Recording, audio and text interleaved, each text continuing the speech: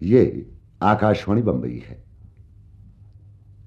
नाम की महिमा अपार है। अगर हमारी नियत खरी हो तो किसी बड़े नाम से जुड़कर हम अपने आप को बड़ा बना सकते हैं। नाम की भावना से शक्ति पाकर अपना विकास कर सकते हैं। और अगर नियत खोटी हो तो अपने साथ साथ नाम को भी डुबा सकते हैं। फिर वो नाम चाहे कितना ही बड़ा या प्रेरणादायक क्यों न हो। पाने और खोने का यह द्वंद्व उस नाटक में भी है जिसे हम आज आपको सुनवाने जा रहे हैं। ये पंडित जवाहरलाल नेहरू शताब्दी वर्ष है, इसलिए यह नाटक और भी प्रासंगिक हो जाता है, क्योंकि इसमें कुछ पात्र अपने को पंडित नेहरू से जोड़ना चाहते हैं, कुछ उनके नाम से पैसा कमाना चाहते हैं।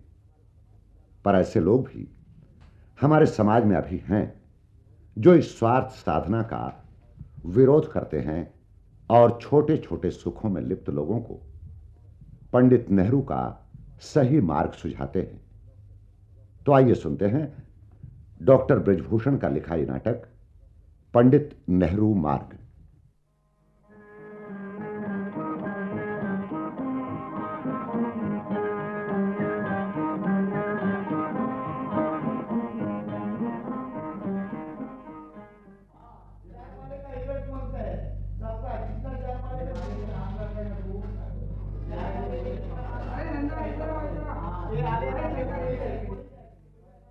राम राम मुंशी जी। राम राम भाई, कहो कैसे हो? कृपा है आपकी। आज ये ढेर सारे अखबार उठाए कहाँ फिर रहे हो? इस वक्त तक तो तुम अपना काम खत्म करके खाली हाथ लौट जाया करते हो। क्या बताऊं मुंशी जी, आजकल सब काम उल्टा ही हो रहा है। मतलब? अभी अखबारों और पत्र पत्रिकाओं में नेहरू जी के चर्चे जो हैं, सो तो है, मगर इससे काम कैसे उलट गए? सब लोग नेहरू जी के बारे में चीजें ढूंढते हैं ना। हर कोई 2, 4, 6, 10 दिन पहले के अखबार मांगते हैं। पहले के अखबार से क्या करना होता है लोगों को? एक धुन है बस।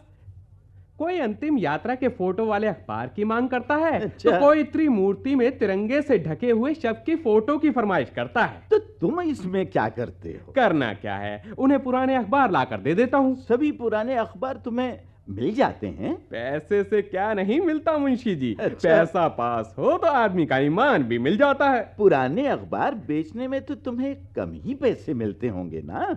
मेरा मतलब है आधे पैसे। आप भी कैसी भोली बातें करते हैं मुंशी जी। ये पुराने अखबार अभी पुरानी शराब बने हुए हैं। अच्छा। खूब महंगे। भाई ताज्जुब है, पुराने अखबार तो रद्दी के भाव बिकते हैं और तुम कहते हो खूब महंगे। अजी महंगे, पूछो मत बस। अरे कितने महंगे? क्या सोने के भाव बेचते हो? बस यही समझ लो, 1 रुपए वाला अखबार 5 रुपए 10 रुपए तक बिक जाता है। क्या कहते हो? ठीक कहता हूँ। पर ये तो ब्लैक मार्केट, एकदम काला बाजार हुआ ना। जो माने उसी के लिए हुआ ना। तुम चौगने दामों में किसी चीज को बेचोगे तो उसे ब्लैक मार्केट नहीं कहोगे? ये बात तो पुरानी हो गई है मुंशी जी, इतनी पुरानी कि अब इसका कोई मतलब ही नहीं रहा। वो जमाने लद के जब लोग ब्लैक मार्केट और मुनाफाखोरी जैसे शब्दों से चौंका करते थे। अब तो जो इन लफ्जों से चौंकता है, लोग उसके चौंकने पर चौंकते हैं। भाई मंगल राम, कुछ भी हो, पर है तो ये गलत काम। आज तो इस छोर से उस छोर तक यही काम हो रहा है मुंशी जी। और इस काम को बड़े बड़े और समाज में सही माने जाने वाले आदमी ही ज्यादा कर रहे हैं। पर तुम क्यों करते हो? करता नहीं मुंशी जी, करना पड़ता है। कोई जबरदस्ती है? ये पापी पेट करवाता है। पेट को तो लोगों ने ऐसे ही बदनाम कर रखा है मंगल। ये बेचारा तो 2 रोटी ही मांगता है, किसी का ईमान धर्म तो नहीं मांगता। घर जाने पर घर वाली और बाल बच्चे जब कपड़े खींचते हैं तो उनकी खातिर सभी कुछ करना पड़ता है मुंशी जी। पापी पेट को छोड़कर नियत की खोट का बोझ अब घरवाली और बाल बच्चों के सिर मढ़ दिया। आज तो आप बाल की खाल उतारने पर लगे हैं। 100 बात की एक बात यही है मुंशी जी कि हर जरूरतमंद इंसान को अपनी जरूरतें पूरी करने के लिए कुछ ना कुछ तो करना ही पड़ता है। चलो चलो ठीक है, जिसके जो समझ में आए करे। जो जैसा करेगा वैसा ही भरेगा ना। वे दिन अब कहाँ रहे मुंशी जी। अब तो करता कोई है और भरता कोई है। ऐसी बात नहीं मंगल, ऐसी बात नहीं। कुदरत की लाठी किसी का लिहाज नहीं करती, वो पाई पाई का हिसाब चुकता करती है। कुदरत को किसने देखा है मुंशी जी? ये देखने की नहीं, समझने और महसूस करने की चीज है मंगल। खैर, ये बताओ, अखबार के अलावा तुम ये पत्र पत्रिकाएं क्यों उठाए फिर रहे हो? इसलिए कि ये सब नए हैं और इन्हें पुराना करना है। हाँ, ताकि इनके ज्यादा दाम उठा सको। जी हाँ मुंशी जी, इन सभी में पंडित जी के बारे में खूब मसाला है। लेकिन इन्हें कौन लोग खरीदते हैं? पंडित जी के भक्तों की कमी नहीं है मुंशी जी। फिर आजकल लेखक लोग, स्कूल के बच्चे, लाइब्रेरियन ऐसी चीजें ढूंढते ही फिरते हैं। वो ढूंढते फिरते हैं और उन्हें ये पत्रिकाएं मिलती नहीं। मिल तो जाती हैं, हाँ। लेकिन बेचने वाले कोशिश यही करते हैं कि जल्दी ना मिले तो अच्छा है। अच्छा। थोड़ी देर होने से ग्राहक बेसब्र हो जाते हैं हाँ। और ग्राहकों की बेसब्री से दुकानदार को मुंह मांगे दाम मिलते हैं। मंगल राम, एक बात पूछूं? हाँ हाँ पूछिए मुंशी जी। ये सब करते हुए कभी कभी आत्मा भी तो धिक्कारती होगी। आत्मा की आवाज कौन सुनता है? उसकी हत्या तो पहले ही कर दी जाती है मुंशी जी। एक छोटा सा गलत काम करने के लिए आदमी को न जाने और कितने गलत काम करने पड़ते हैं मंगल। मुंशी जी, आप मुझसे बड़े हैं, पढ़े लिखे हैं, समझदार हैं, फिर भी मैं आपसे एक विनती करूंगा, अगर आप इजाजत दें तो। हाँ हाँ हाँ, कहो, क्या बात है? जमाना बदल रहा है, जमाने के साथ साथ आपको भी बदलना चाहिए। बस यही कहना था। यही जी। अब मैं भी एक बात कहूं? हाँ हाँ कहिए ना। बात ये है कि आजकल एक फैशन चढ़ पड़ा है जिसे लोग बाग न जानते हैं न समझते हैं। क्या है वो फैशन मुंशी जी? यही यही कि बिना जाने समझे कहते रहते हैं कि जमाना बदल रहा है, हमें भी उसके साथ बदलना चाहिए। वो तो है मुंशी जी। नहीं नहीं, ऐसा नहीं है और ऐसा हो भी नहीं सकता। हाँ, क्यों नहीं हो सकता मुंशी जी? तुम रोज खाना खाते हो? जी हाँ खाता हूँ। दोनों वक्त खाते हो? जी हाँ। भाई, जब से पैदा हुए हो अब तक खाते ही आ रहे हो ना? हाँ जी, पर आपका मतलब क्या है? खाने में दूध, दही, रोटी, साग भाजी वगैरह खाने की चीजें ही तो खाते होगे। और क्या खाया जाता है मुंशी जी? मेरा मतलब है कि जमाना बदल गया है, खाने पीने की चीजों में भी रद्दो बदल हो जाना चाहिए। भाई मंगल, क्यों ना हम मिट्टी, पत्थर, घास फूस, कागज, लकड़ी खाना शुरू कर दें? ये कैसे हो सकता है मुंशी जी? भाई क्यों नहीं, जमाने के साथ बदलना चाहिए, इसीलिए हो सकता है। मुंशी जी, आप तो मजाक करने लगे। भाई मजाक करने की तो अब मेरी उम्र ही नहीं रही, मगर इतना समझ लो कि वक्त के साथ जमाने का शरीर बदल सकता है, आत्मा नहीं बदल सकती। जमाना बदलकर हमें ये नहीं कहता कि हम बेईमानी करें, ब्लैक मार्केटिंग करें, नियत खोटी करें। जो लोग इसे ही जमाने का चाल चलन व दस्तूर बताते हैं, वे अपने काले कारनामों के लिए सफेद पर्दे की आड़ लेने की नाकामयाब कोशिश करते हैं। मुंशी जी, मैं पढ़ा लिखा तो हूं नहीं, लोगों की बातें सुनता हूं और उनके काम देखता हूं, वही कह देता हूं। भाई यही तो गलत बात है। आदमी पढ़ा लिखा हो या अनपढ़ हो, दिमाग तो भगवान ने सभी को दिया है। लोगों की बातें सुनने के बाद और उनके काम देखने के बाद भगवान के दिए हुए इस दिमाग से भी तो हमें काम लेना चाहिए। आप कह तो ठीक रहे हैं मुंशी जी। ना ना ना, ऐसा मानोगे तो धोखा खाओगे। कौन ठीक कहता है और कौन गलत, इस बहस में पड़े और गए गलत रास्ते पर। अच्छा तो यही है कि आदमी खुद ही फैसला करे कि वो जो सोचता है, कहता है, करता है, ठीक है। सच्चाई अपने आप सामने आ जाएगी। आपकी ये बात भी ठीक है। फिर वही बात, अरे मेरी बात ठीक है ये तो तुम्हारी समझ में आया, मगर तुम्हारे अपने काम ठीक है या नहीं, ये बात समझ में आई कि नहीं? अब तो लगता है कि मैं जो कह रहा हूं वो गलत ही कर रहा हूं। भैया, जब ये एहसास होने लगे तो वक्त का तकाजा है कि आदमी उसमें सुधार करे। जी हाँ, मैं भी अपनी गलती में सुधार करूंगा मुंशी जी। कब से? कल से ही। जिन कामों को करने के लिए कल का सहारा लिया जाता है मंगल, वो कभी नहीं होते। क्यों भला? क्योंकि कल नाम की लकड़ी बहुत कच्ची है, बहुत कच्ची, हमेशा धोखा देती है। जो इसके सहारे चलता है वो कभी मंजिल तक नहीं पहुंच पाता। तो फिर क्या करूं मुंशी जी? काल करे सो आज कर, आज करे सो अब। आपका मतलब है कि मुझे आज ही से गलती का सुधार कर लेना चाहिए? मेरा मतलब कुछ नहीं मंगल, मेरा मतलब कुछ नहीं। जो तुम्हारा दिल कहे वही करो। ठीक है जी, मेरा दिल तो आज आपके दिल की आवाज सुन रहा है। मैं जाता हूँ और ये सभी पत्र पत्रिकाएं लौटा आता हूँ। राम राम मुंशी जी। अरे राम राम राम। राम आओ राम आओ ठाकुरदास आओ जी। भाई ठाकुर। राम राम राम राम। आप दोनों का आज मेरे घर पर न्योता है। न्योता? हाँ जी। किस बात का न्योता? अरे मुंशी जी, आज मेरे बच्चे का नामकरण संस्कार जो है। अच्छा अच्छा भाई, फिर तो बधाई हो, मगर ये काम तो सुबह के वक्त होना चाहिए। अरे मैंने शाम को ही रख लिया है, तो फिर आएंगे ना आप? भाई कोशिश करूंगा। कोशिश नहीं, आना पड़ेगा।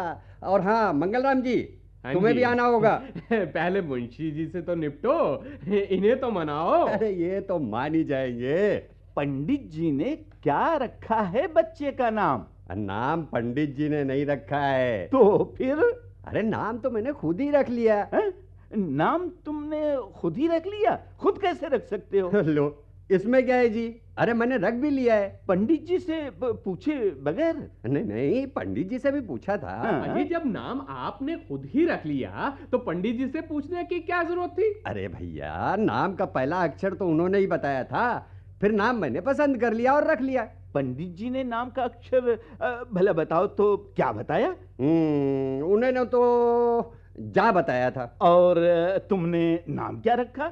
जवाहरलाल। भाई खूब, भाई खूब। जय सिंह, जय देव, जानकी प्रसाद, जय राम, जसवंत कुमार, जमुना लाल वगैरह कितने नाम है। इन्हें छोड़कर जवाहरलाल नाम ही तुम्हें क्यों पसंद आया? अरे मुंशी जी, ये पंडित नेहरू का नाम है ना, इसलिए। बच्चे का नाम जवाहरलाल रखकर तुम खुश हो ना? जी हाँ, बहुत खुश। अरे मैं तो क्या, कोई भी इंसान इस नाम से खुश होगा ही होगा। भाई नाम तो तुमने जवाहरलाल रख दिया, अब उसका पालन पोषण भी इसी तरह करोगे ना कि वो काम भी जवाहरलाल जी जैसे करे? करूंगा, करूंगा मुंशी जी, जरूर करूंगा। करना ही पड़ेगा। जवाहरलाल जी नाम से बड़े नहीं हुए, उनका नाम अमर हुआ उनके कामों से। कहीं तुम ये नाम रखकर ही मत खुश हो जाना। ये समझ लो कि अपने बच्चे का नाम जवाहरलाल रखकर तुमने एक भारी जिम्मेदारी अपने सिर पर ले ली है। यहाँ वो क्या मुंशी जी? यही कि अब उसे जवाहरलाल जी जैसा बनाना ही पड़ेगा। नाम की भी तो लाज रखोगे या नहीं? सो तो रखनी होगी मुंशी जी। अगर न हुआ, नाम के उलट काम हो गया तो? ऐसा नहीं होगा मुंशी जी। देवताओं का दिया हुआ कोई सनदनामा या गारंटी लेटर है तुम्हारे पास कि ऐसा नहीं होगा? वो तो नहीं है मुंशी जी, पर मुझे विश्वास है कि बच्चा बड़ा होकर अच्छे और बड़े काम करेगा। भगवान तुम्हारे विश्वास की रक्षा करें, लेकिन उल्टा हो गया तो क्या करोगे? तो मैं कर ही क्या सकता हूं? फिर एक काम करना। वो क्या? अगर देखो कि लड़का बड़ा काम न करके छोटे काम कर रहा है तो उसका नाम जवाहरलाल से बदलकर बेवकूफ चंद या खूब चंद जैसा कोई नाम रख देना। बिल्कुल बिल्कुल ऐसा ही करूंगा मुंशी जी, मगर मैं समझता हूं कि ये नौबत नहीं आएगी। बच्चा बड़ा होकर अपने नाम की लाज खुद रख लेगा। भगवान तुम्हारी इच्छा पूरी करें। बस आपकी दुआ बनी रहे, सब ठीक ही होगा। अच्छा तो आप शाम को आएंगे ना? बात ये है भाई ठाकुरदास कि आज शाम को यहाँ भी समारोह है, यहाँ से फुर्सत पाने के बाद ही आना होगा। हाँ तो ऐसा ही कीजिए। हाँ ऐसा ही कीजिए, पर आइए जरूर। और भाई मंगलराम, तुमको भी आना है? हाँ हाँ मैं भी आऊंगा, मैं मुंशी जी के साथ साथ ही आऊंगा। अच्छी बात है। तो मैं चलता हूँ। अच्छा मैं चलता हूँ जी। अच्छा जी। अच्छा अच्छा। मुंशी जी, ठाकुर दास को ये क्या सूझी कि उसने अपने बच्चे का नाम ही जवाहरलाल रख लिया। मंगल, वो बता तो रहा था कि उसको ये नाम बहुत पसंद है। फिर ये नाम एक महापुरुष का नाम है। पर लोग महापुरुषों के नाम पर अपने बाल बच्चों का नाम क्यों रख लेते हैं? इसलिए कि बड़े नाम कहने और सुनने में अच्छे लगते हैं। सिर्फ नाम से क्या होता है मुंशी जी, काम बड़े होने चाहिए। नाम बड़ा हुआ और काम छोटे हुए तो वही बात होगी कि नाम बड़े और दर्शन छोटे, या ऊंची दुकान फीका पकवान। बड़े पते की बात कर रहे हो मंगल। आपकी सोहबत का असर है मुंशी जी। अच्छा मुंशी जी, मैं तो अब चलता हूँ। मुझे अपने रास्ते के कांटे कंकर बटोरने हैं। अरे भाई, तो मैं यहाँ बैठा रहूंगा। अरे मैं भी चलता हूँ। अच्छा।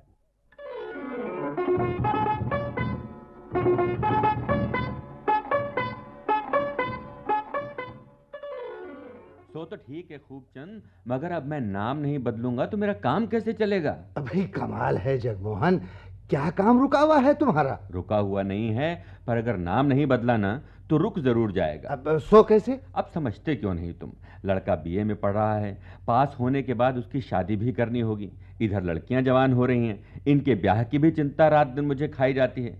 अगर अभी से भाग दौड़ नहीं करूंगा भैया तो काम रुक नहीं जाएगा क्या? कमाल है, काम किसी का रुक सकता है भला? माँ, सबसे बड़ा कमाल तो ये है कि तुम्हारा काम कभी नहीं रुकता। तुम्हारी दुकान पर फोटो और फ्रेम हाथों हाथ बिकते हैं।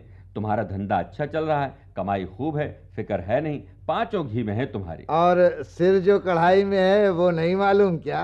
तुम्हारा सिर कढ़ाई में? और क्या भाई, तुम्हें तो दूसरे के ही थाली में घी नजर आता है। मेरे मुंह आगे भी 7 बेटियां बैठी हैं, उनकी शादियां करनी हैं, कहां से लाऊंगा इतना पैसा? भाई वो तो कहो कि आजकल मैं पंडित नेहरू के फोटो फ्रेम करके 1 के 4 रुपए बना लेता हूं, वरना कौन खरीदता है आजकल फोटो और फ्रेम? तो मतलब ये कि हम और तुम दोनों एक ही नाव में सवार हैं। कमाल है, इसमें मतलब की क्या बात है? ये तो है ही। हवा तो फिर इसका कुछ उपाय करो ना यार, कुछ सोचो तो। भाई मेरी समझ में तो नहीं आता कुछ। तुम्हारी समझ में नहीं आता तो फिर समझ लो कि किसी की भी समझ में नहीं आ सकता। यानी वो क्यों? ऐसा क्यों? मैं समझदारों का बादशाह हूं क्या? अरे सारी दुनिया जानती है खूबचंद कि तुम बिना ताज के बादशाह हो, और समझ के तो तुम बस देवता ही हो। गली मोहल्ले चौक बाजार में सभी की जुबान पर तुम्हारे ही नाम और तुम्हारे ही काम के चर्चे हैं। भाई कमाल है, ये तुम्हें हो क्या गया? क्या कह रहे हो तुम? वही कह रहा हूं जो सब कहते हैं। ये सच है कि तुम अगर गधे पर मेहरबान हो जाओ ना तो वह इंसान बन जाए, और किसी इंसान पर खफा हो जाओ तो वो गधा भी ना बन सके। तुम्हारी माया अपरंपार है भैया, तुम्हारी पहुंच तो बहुत दूर तक है। अरे यार बस क्यों शर्मिंदा करते हो? यूं तो कुछ भी नहीं हूं, और वैसे देखा जाए तो जो कुछ हूं तुम लोगों की दुआ से ही हूं। शेखी की बात नहीं करता, अच्छे अच्छे लोग लोहा मान गए, और कुछ तो यहाँ तक कहते हैं कि मर्दों में मर्द और खूबियों वाला आदमी देखा तो भाई खूबचंद ही देखा। क्यों नहीं, क्यों नहीं? जमाना जानता है कि खूबचंद से टकराने वाला आदमी अब तक पैदा नहीं हुआ, और भैया कभी होगा भी नहीं। हाँ, बेवकूफ लोग जरूर कहते हैं कि दिव्यानंद ने खूबचंद की नाक में नथ डाल दी। लोग बकवास करते हैं जी, सोई तो मैं कहता हूँ, कहाँ राजा भोज और कहाँ गंगवा तेली, कहाँ हमारे खूबचंद जी और कहाँ बेचारा वो क्या कहते हैं दिव्यानंद। नाम मत लो उस मक्कार का, 1 नंबर का बदतमीज है वो। तो मैं जानता ही हूँ, मगर अब अगर तुम्हारे साथ बदतमीजी करने की तो वह हिम्मत भी नहीं कर सकता। मेरे साथ वो तो क्या, उसका बाप भी बदतमीजी नहीं कर सकता। मेरे सामने पड़ता है ना तो बच्चों की बोलती बंद हो जाती है। मगर सुनते हैं कि तुम्हें पीठ पीछे खूब गालियां देता है। मक्कार है 1 नंबर का, इसीलिए पीठ पीछे गालियां देता है। सामने तो भेड़ की तरह मिमियाता है, पसीना छूट जाता है बेचारे को, अरे पांव तक लड़खड़ाने लगते हैं। कैसे कैसे लोग होते हैं दुनिया में, सामने कुछ और पीछे कुछ और।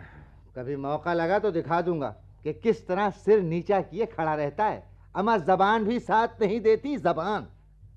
सच तो ये है भैया खूबचंद कि मैं खुद भी तुम्हारे सामने बोलते हुए डरता हूँ।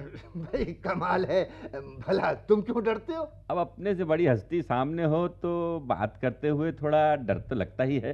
बस यही हाल उस दिव्यानंद का है। हम्म। हम ऐसे डरता है जैसे शेर से बकरी डरती है। अच्छा, इतना डरता है तुमसे? अरे इससे भी ज्यादा, और सिर्फ वही क्या, अच्छे अच्छे डरते हैं। पर सुना है भैया शेखियां बड़ी मारता है, तुम पर गुस्सा भी बहुत दिखाता है। कमजोर आदमी और कर ही क्या सकता है। मैं भी ये समझकर सब्र कर लेता हूँ कि वो दुश्मनी से देखते हैं, देखते तो हैं। वाह वाह। अरे मैं खुश हूँ कि हूँ तो किसी की निगाह में। अल्लाह, वाह वाह वाह। और भाई वाह। सच तो यह है कि जो लोग कुछ काम नहीं कर सकते उनकी जबान ही सिर्फ चलती है। बस बस यही बात है, यही बात। खैर अब दिव्यानंद को तो मारो गोली और मेरे लिए सोचो कुछ। कहो भाई, क्या सोचूं? भाई मेरे नाम बदलना है। कमाल है, कमाल है भाई, नाम बदलना भी एक समस्या हो गई। अरे भाई गुजरे जमाने में नाम तब बदला जाया करता था जब उनकी आन और शान में कुछ फर्क आता था, और अब तो लोग बात बात में नाम बदल लेते हैं। अरे भैया खूबचंद, मैं अपना नाम नहीं बदल रहा। अच्छा? अपनी दुकान का नाम बदल रहा हूँ। अरे इस बुढ़ापे में तुम अपना नाम बदलोगे भी कैसे?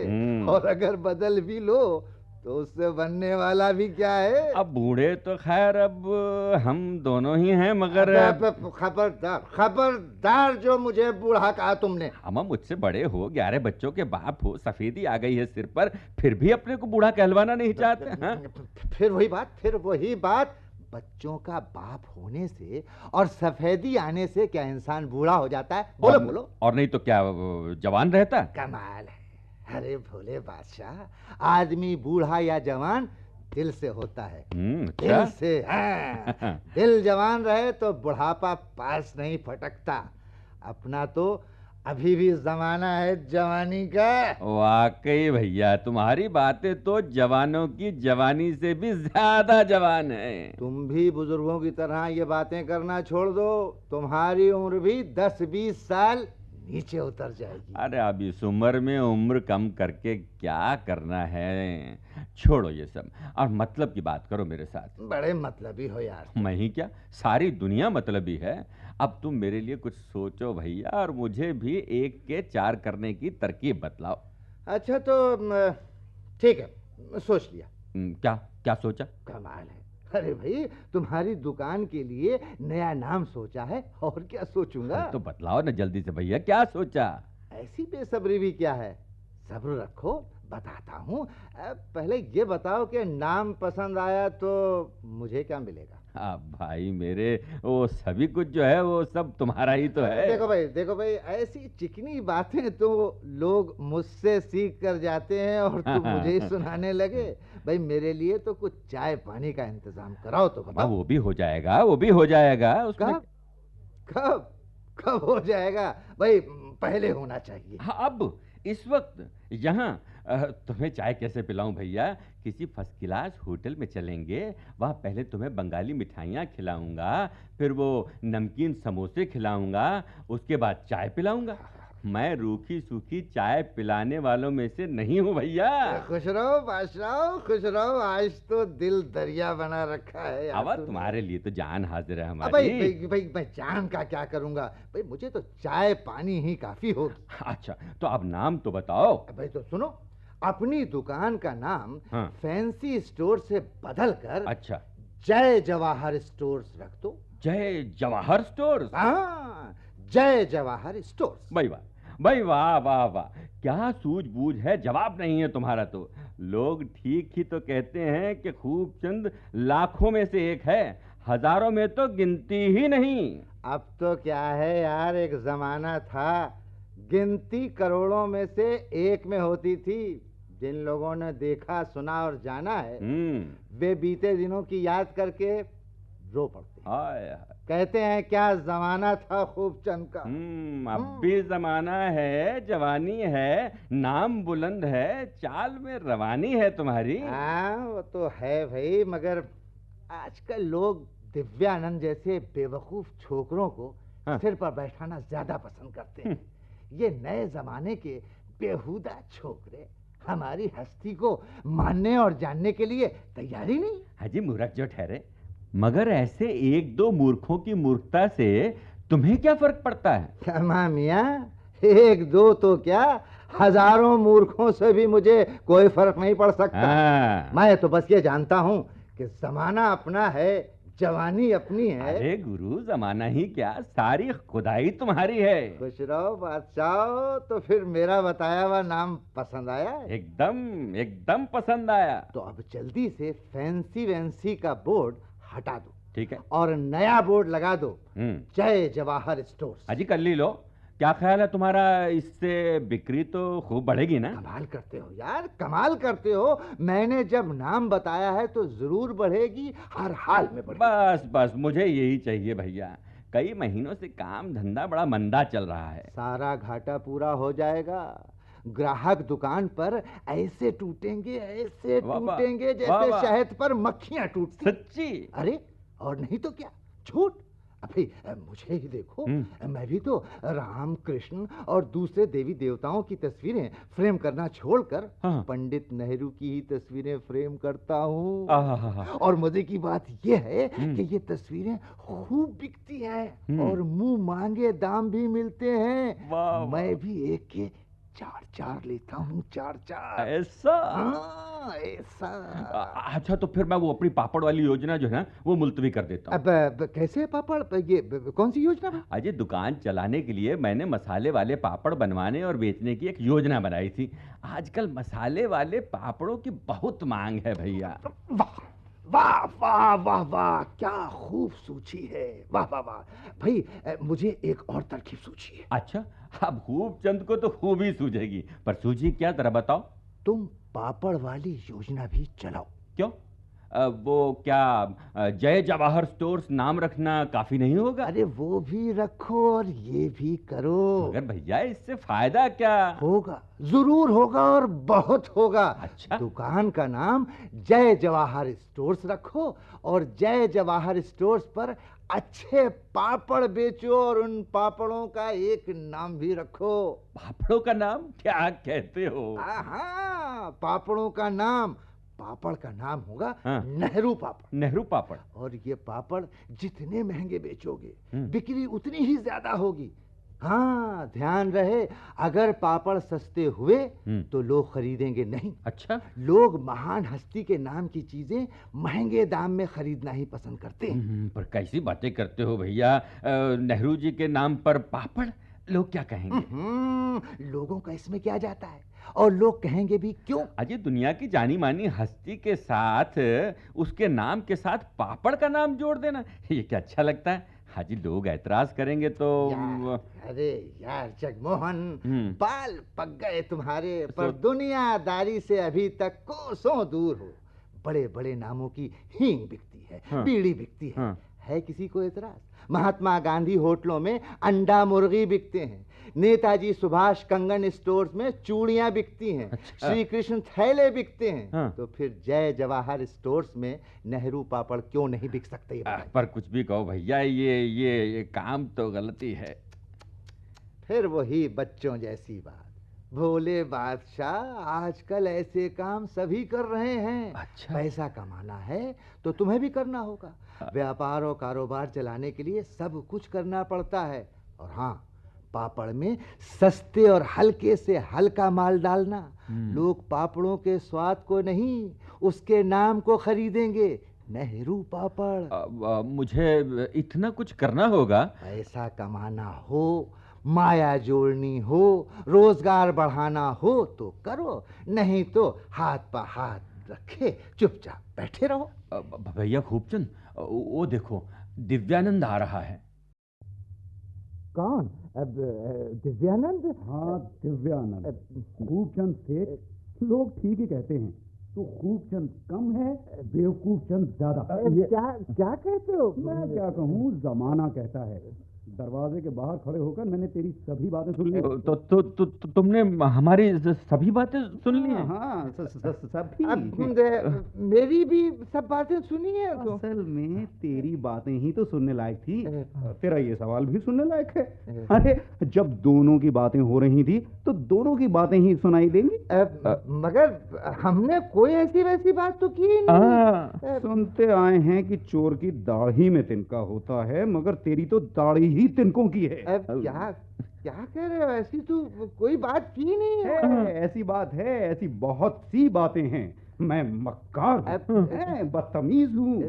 तेरे सामने मेरा पसीना छूटता है, जबान और पांव लड़खड़ाते हैं, सिर नीचा हो जाता है। मेरा मतलब है मतलब मैं सब समझता हूँ, पर अब तक ये नहीं समझ सका कि तू बूढ़ा हो गया, कब्र में तेरे पांव लटक गए। फिर भी अक्ल तुझे अब तक आई क्यों नहीं? तू अक्ल का दुश्मन क्यों है? अब दिव्यानंद, मैं उम्र में तुमसे बड़ा हूँ। हाँ। मेरे साथ तू तड़ाक से बातें करना शराफत और इंसानियत नहीं है तुम्हें क्या? शराफत और इंसानियत जैसे कोमल शब्द तेरी कंटीली और तेज जबान पर आकर जख्मी हो जाएंगे। तेरे जैसे नीच के साथ शराफत और इंसानियत का सुलूक फिजूल खर्ची होगी। अजय, भले आदमी इतनी गाली तो न दे। भला आदमी तो मैं हूं ही नहीं, मैं तो मक्कार हूँ जिसका नाम तक सुनना तुझे पसंद नहीं। रही बात गाली की, तो मेरा बस चले ना तो गाली तुझे गोली ही मार दूं। ऐसा मैंने तुम्हारा क्या बिगाड़ा? क्या बिगाड़ा? अरे मेरा कुछ बिगाड़ने लायक तू है भी नहीं, जा। मगर पूरी धरती पर एक बोझ है तू, एक कलंक है। तू लोगों को गलत रास्ता बताता है, गलत राय कायम करवाता है। इन बातों से तो मैं कोसों दूर रहूं। नीचता तेरे खून में इतनी घुल चुकी है कि गलत काम करने का तुझे एहसास ही नहीं होता। ठीक है, दे ले बाबा, दे ले, जितनी चाहे तू गालियां दे। बस इतनी जल्दी हथियार डाल दिए? तू तो लाखों और करोड़ों में एक है। तेरा जमाना है, तेरी जवानी है। तू तो कह रहा था कि मैं तेरे सामने पिट्टी भूल जाता। अरे भैया दिव्यानंद, जाने दो, अब जाने दो। ये तुमसे बड़े हैं भाई, बड़ों की इज्जत करनी चाहिए। तुम चुप रहो जी। तुम दोनों एक ही थैली के चट्टे बट्टे हो। बड़ों का बड़प्पन रहता है अपने रखने से। जो दूसरों की इज्जत नहीं करता, उसकी इज्जत भी दूसरे नहीं करते। अच्छा ठीक है, मगर अब तुम तो शांति से काम लो भैया। शांति किस चिड़िया का नाम है? मैं अब शांति से नहीं, क्रांति से काम लूंगा। तुम जैसे गंदे, अवसरवादी और मुनाफाखोर लोगों के खिलाफ एक क्रांति करूंगा। क्रांति? दुनिया के सामने तुम्हारी पोल खोलूंगा। अब किस बात की पोल खोलोगे भैया? हमने किया क्या है? मैं लोगों से कहूंगा, ये समाज और देश के दुश्मन हैं। नेहरू जी के पवित्र नाम पर व्यापार चलाते हैं। सस्ते से सस्ता और हल्के से हल्का माल लगाकर एक के चार बनाते हैं। इन्हें पकड़ो, इनका मुंह काला करो और गधे पर बैठाकर शहर में घुमाओ। नहीं, तो तुम तो पत्रकार हो भैया दिव्यानंद। अब सुना है पत्रकार तो बहुत ही विनम्र और बहुत ही मीठी जुबान वाले होते हैं भैया। ठीक ही सुना है तुमने। मगर ऐसा तब होता है जब सामने शरीफ इंसान खड़ा हो। मैं लेखक और पत्रकार की उस शराफत का कायल नहीं जो समाज की गंदगी को रोकने के बजाय उसे और ज्यादा फैलाने में सहायक हो। चलो ठीक है, तुम जो कहते हो वही मान लेते हैं। मगर अब इस मामले को आगे बढ़ाने की क्या जरूरत है भैया? आगे बढ़ाना क्या, मैं तो इसे दौड़ाऊंगा। घर घर में जाकर तुम्हारी काली करतूतों की चर्चा करूंगा। क्या? लोगों से कहूंगा, जय जवाहर स्टोर्स के बने उम्दा और स्वादिष्ट पापड़ ही खरीदिए और खाइए। ये पापड़ सस्ते से सस्ते और हल्के से हल्के माल से तैयार होकर चौगुने दामों में बेचे जाते हैं, और इन्हें खाकर जल्दी ही आपकी जेबें हल्की से हल्की और तंदुरुस्ती ढीली से ढीली हो जाएगी। क्यों, कैसा रहा यह विज्ञापन? नहीं। अकल के देवता और समझदारों के बादशाह खूबचंद जी महाराज, कुछ बोलो तो। बस भी करो दिव्यानंद, तुम तो बाल की खाली खींचने पर उतर हो गए हो। राम का नाम लो, भला मैं बाल की खाल खींचूंगा? मेरी तो जबान ही साथ नहीं दे रही है। ठीक है, कह लो, हल्का कर लो जी, जो जी में आए कहो। आज अपने जी की कहकर तू तो शेखी बगार ही चुका है। अपनी वाह सुनकर खुश होने की रस्म भी पूरी कर ली है तूने। अब जाने भी दो दिव्यानंद, जो बात गुजर गई उस पर खाक डालो। अब मैं तो गुजरी बातों पर खाक तब डालूंगा जब तुम गुजरने वाली योजना पर खाक डाल दोगे। कौन सी योजना? वही, वो जो जय जवाहर स्टोर्स और नेहरू पापड़ वाली योजना। अब तुम तो भैया दिव्यानंद, वो तुम हमारे पेट पे लात मारने पे क्यों तुले हुए हो? तो तुम लोग गद्दारी और समाज द्रोहिता पर क्यों तुले हुए हो? हाँ? बेईमानी और मक्कारी को पेट भरना कहते हो? अच्छा भाई, अब ये बताओ कि भाई तुम आखिर चाहते क्या हो? हाँ। हो तू तो सचमुच ही अपने को देवता समझ बैठा है। चलो यूं ही सही, तो दीजिए भगवान, वरदान दीजिए कि मेरे देश में कोई मुनाफाखोर अवसरवादी, कोई बेईमान ना रहे। भगवान, मेरे देश में कोई नंगा भूखा ना रहे। भगवान, मेरे देश में शेखी खोरों और चुगलखोरों की शक्लें दिखाई ना दे। हे भगवान, मेरे समाज में सस्ती वाहवाही के भूखे और खुशामद पसंद इंसान पैदा ना हो। क्या हुआ भगवान, मैंने बहुत बड़ा वरदान मांग लिया है क्या?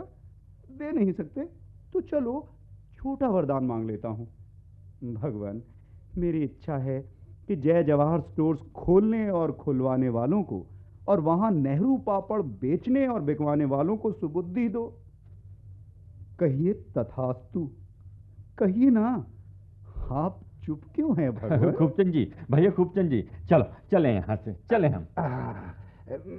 दीवार पकड़कर यहाँ से निकल चलना ही ठीक है। चलिए आइए। जाओ, मगर ये भी सुनते जाओ कि किसी भी जय जवाहर स्टोर्स पर सस्ते से सस्ते और हल्के से हल्के पापड़ नहीं बिकेंगे।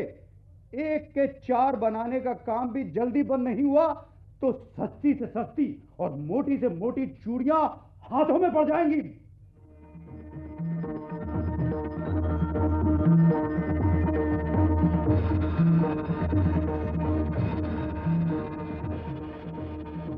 जल्दी करो। अरे हो गया, मंत्री जी आने वाले हैं। ओहो, ये माला कर लाओ। बैठ जाइए आप लोग, बैठ जाइए। अरे वो भी जाइए भाई। तू ये फूल माला लेके क्यों आया है? हाँ, अबे पहले तू ये बतला कि तू फूल माला लेके यहाँ पे क्यों चक्कर लगा रहा है, बोल। मैं? अरे मैं आज मुख्य अतिथि जो आ रहे हैं ना, शिक्षा मंत्री, उनको मैं फूल माला पहनाऊंगा और ये पुष्प गुच्छ भेंट करूंगा। अबे तो किसने कहा तुझसे ये सब करने के लिए? हाँ, कहेगा कौन? कॉलोनी के सभी लोग जानते हैं कि सड़क बनवाने के लिए मैंने दिन रात मेहनत की है। मगर पागल तो आदमी हो सकता है ना, और तू अभी भी पागलों जैसी बातें कर रहा है। क्या बोला? पागलों जैसी बात करी मैंने? अबे शिक्षा मंत्री को पुष्पहार पहनाने की बातें करना पागलपन नहीं तो और क्या है? अच्छा, तो तू मानता है कि शिक्षा मंत्री को पुष्पहार पहनाने की बातें करना पागलपन है? बिल्कुल पागलपन है। फिर तो तू पागल हुआ। क्यों भाई? अबे मैं क्यों पागल हुआ? दिमाग खराब है तेरा? तू भी तो शिक्षा मंत्री को पुष्पहार पहनाने की बातें कर रहा है। अबे मुझे अपने साथ क्यों शामिल करता है? मेरी बात तू छोड़ दे, अपनी बात क्यों कर। क्यों क्यों छोड़ू तेरी बात? तेरे क्या सुरखाब के पर लगे हुए हैं? फालतू बहस करने से कोई फायदा नहीं। मेरी बराबरी करना नादानी होगी, और ये भी अच्छी तरह से समझ ले कि शिक्षा मंत्री को पुष्पहार मैं ही पहनाऊंगा, समझा? समझा ना? अबे यही होगा। आज नहीं फिर कभी होगा। और सच तो ये है कि सड़क बनवाने के लिए मैंने ही सुझाव रखा था। हाँ, जबरदस्ती लीडर बना फिरता है। अबे सड़क बनाने के लिए मैंने ही कॉलोनी के लोगों को तैयार किया था। मैं ना होता बच्चू तो सड़क बन भी नहीं सकती थी। वाह वाह, क्या बात है। दुनिया में चूहे ना होते तो अनाज भी ना होता है। अबे तू चूहा किसे बना रहा है? ज्यादा जबान चलाएगा तो मैं भी हाथ चला दूंगा। अच्छा, चला कर तो देख जरा। हाँ, तू फिर से गाली देकर देख। अरे मुझे क्या पागल कुत्ते ने काटा है जो मैं गाली देता फिरूंगा? पागलों जैसी बातें तो तू कर ही रहा है। पागल होगा तू और तेरा बाप। कह देता हूँ, देख बाप पे ना जा। अबे मैं दादे पे जाऊंगा, परदादे पर जाऊंगा। क्या कर लेगा तू मेरा? अरे मार दिया, अरे मार दिया। जा परदादे के पास। रुको, बहुत होशियारी क्या मारता है। तमाशा लगा रखा है?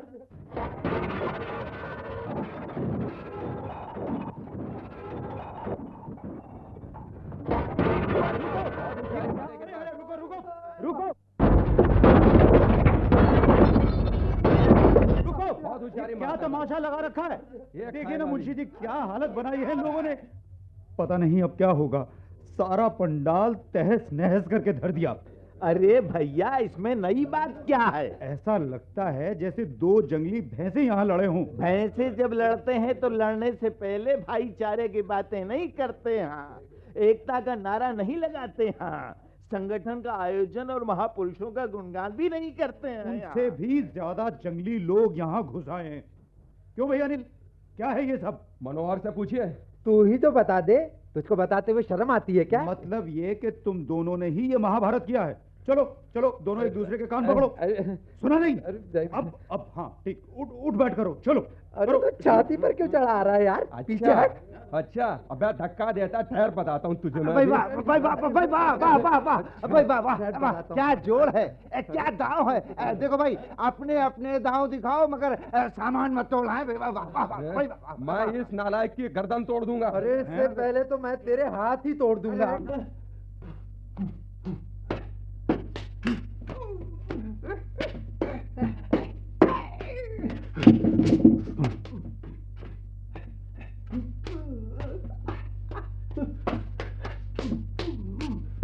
कमाल है भाई, कमाल है। अरे मेरे प्यारे पहलवानों, मैंने सामान तोड़ने के लिए मना किया है। इसका ये मतलब नहीं कि तुम लोग एक दूसरे के हाथ पांव तोड़ने लग जाओ। हैं भाई? अरे अरे ये क्या, शर्म नहीं आती तुम लोगों को?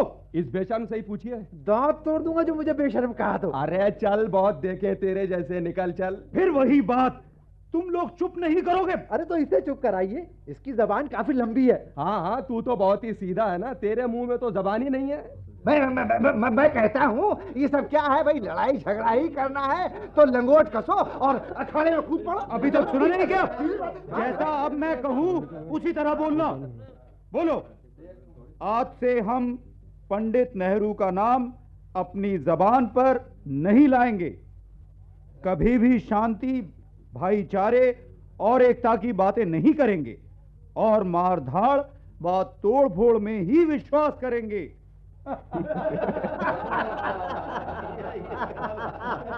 चुप क्यों हो? बोलो ना। ऐसे नहीं तो फिर कैसे? हाँ, इससे उल्टा।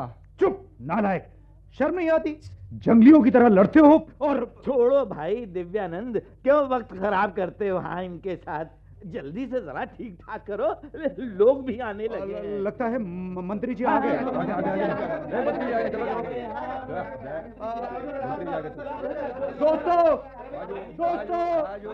दोस्तों, हमारा सौभाग्य है कि हमारे राज्य के शिक्षा मंत्री श्री हरकिशन भार्गव जी हमारे बीच हैं तथा शीघ्र ही ये पंडित नेहरू मार्ग का उद्घाटन करेंगे। उन्हें अभी एक आवश्यक मीटिंग में भी जाना है, अतः मैं आपका व उनका अधिक समय न लेकर भार्गव जी से प्रार्थना करूंगा कि वो 2 शब्द बोलकर हमें आशीर्वाद दें।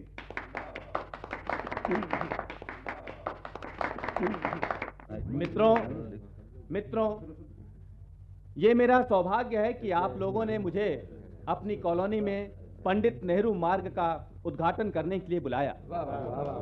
मैं अपने आप को और भी अधिक सौभाग्यशाली समझता यदि मैं इस मार्ग का उद्घाटन कर पाता, लेकिन मुझे खेद है कि यह शुभ कार्य मेरे हाथों नहीं हो सकेगा। देखा देखा देखा तुमने, मंत्री जी नाराज हो गए ना। अब मंत्री जी उद्घाटन नहीं करेंगे तो क्या होगा? भाई सुनिए, हमारे पंडित जी का मार्ग शांति का मार्ग रहा है। एकता, भाईचारे, प्रेम, अहिंसा, सहयोग, सहानुभूति तथा मानव मात्र के लिए करुणा, इन सब के मिलने से ही पंडित नेहरू मार्ग बनता है।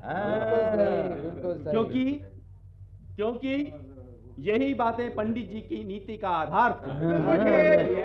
अरे भैया, कितने लोग बचे हैं भला जो ऐसा सोचते हैं? मुझे जब बताया गया कि आपकी कॉलोनी में विद्यार्थियों और नवयुवकों ने मिलकर एक सड़क बनाई है, तो मैं इसका उत्साह देखकर बहुत ही प्रसन्न हुआ। लेकिन जब मुझे बताया गया कि सड़क का नाम पंडित नेहरू मार्ग रखा जाना है, तो मुझे उस पर कुछ विचार करना पड़ा। क्योंकि मैं नाम की पवित्रता और महानता में विश्वास रखता हूं, इसलिए इस सड़क का नाम पंडित नेहरू मार्ग नहीं रख सकता। क्योंकि यहाँ पंडित नेहरू के गुणों से मेल खाती हुई कोई भी बात मुझे दिखाई नहीं देती। अरे भैया, ये तो बड़े ही शर्म की बात है। अरे पर कोई करे भी तो क्या करे? नहीं, इस सड़क का नाम नेहरू जी पर ही रखा जाएगा। हाँ भैया, नाम रखेंगे तो लोग गुणों को भी याद रखेंगे।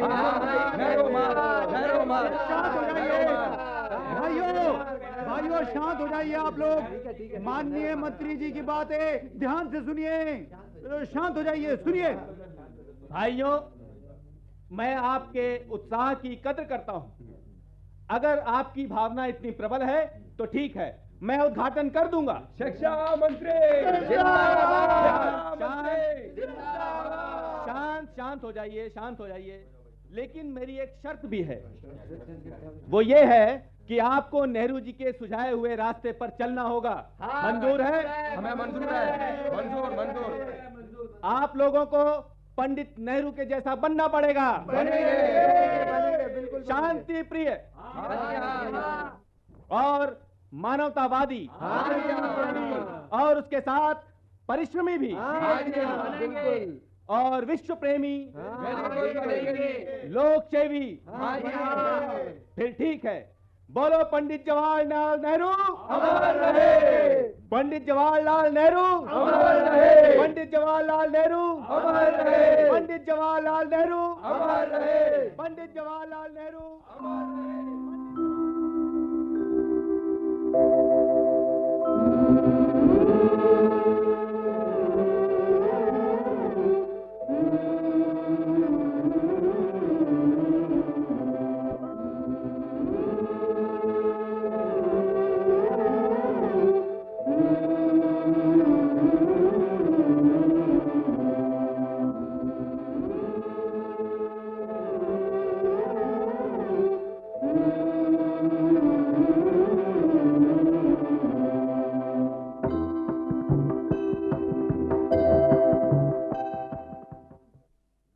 अभी आप सुन रहे थे नाटक पंडित नेहरू मार्ग।